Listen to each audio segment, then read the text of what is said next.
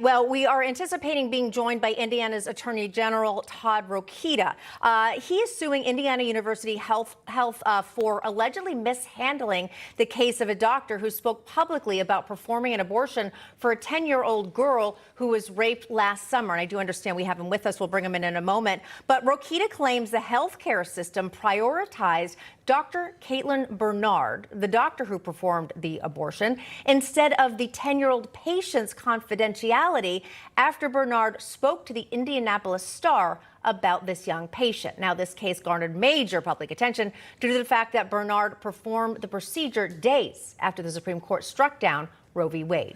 Yeah, major case here. Well, Ohio banned abortions after 6 weeks, but Bernard saw this patient in Indiana when she was 6 weeks and 3 days pregnant. The suspect in the case, they have been arrested and charged, and now the AG is asking the court to update or create rules to safeguard patient information. Joining us now to further explain this, the Indiana Attorney General himself, Todd Rokita, along with political strategist Cherie Murray and host of Sunday Agenda, Lydia Serrani. Attorney General, Mr. Attorney General, we're going to start with you first here. The Indiana Supreme Court's Disciplinary Commission, they filed a complaint against you Monday alleging you violated professional conduct rules related to comments that you made about the investigation of this case. What say you? Well, thanks for having me on, guys. Look, we're in an environment where anyone could lodge allegations, and we're in an environment where people attempt to weaponize our institutions all the time now. So, this is par for the course. We've answered the complaint already within record time, and we've made our case clear. I'm elected by the people of Indiana. I have a duty to them. The things that I said about these cases earlier were about a national, if not international, case that was evolving by the hour. And we did our best to balance everyone's interest. And the fact of the matter is we followed where the investigation took us, and we started and ended the investigation at the appropriate time. And at the end of the day, the Medical Licensing Board found Dr. Bernard liable for the things that she was saying to the world, because it involved her patient, and that's the point here.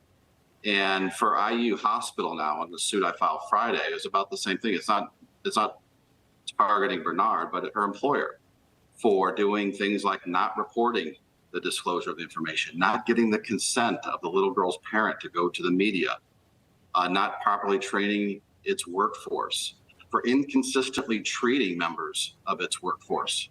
Many, we found, employees of IU Health have been fired for HIPAA violations that were much, much less egregious than going to MSNBC and the Indianapolis Star with the patient's chart and story. So that inconsistency is a real problem.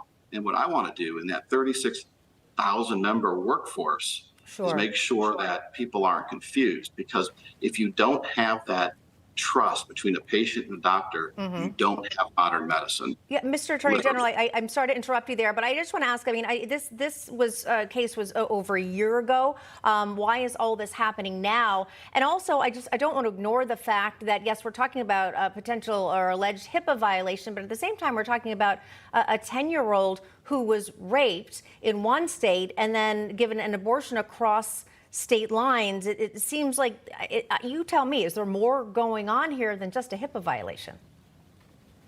Well, I know, and I appreciate the fact that the news media wants this to be about an abortion.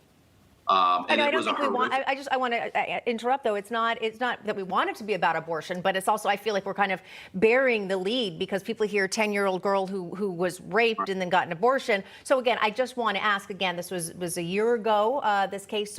So why now this focus on the HIPAA violation? Well, we go, like I said, these investigations go at different speeds. They go where facts take us.